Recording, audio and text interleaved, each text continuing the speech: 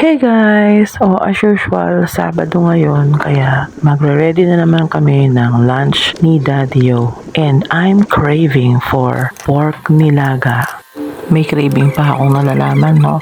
Haha, pag purita ka, hindi ka na nagkikrave kung ano meron, yun na. Pero di nga, kaya naisip ko yung iluto namin kasi umuwi yung mga anak ko. So, mas mainam na medyo may sustansya yung mga sabaw-sabaw na kakainin namin. Tsaka, kung makikita nyo, medyo marami siya. 1 kilo yan. Hahatiin ko yung kalahati, ilalagay ko sa ref kasi iinitin na lang yan bukas. So, 2 araw namin uulamin yan.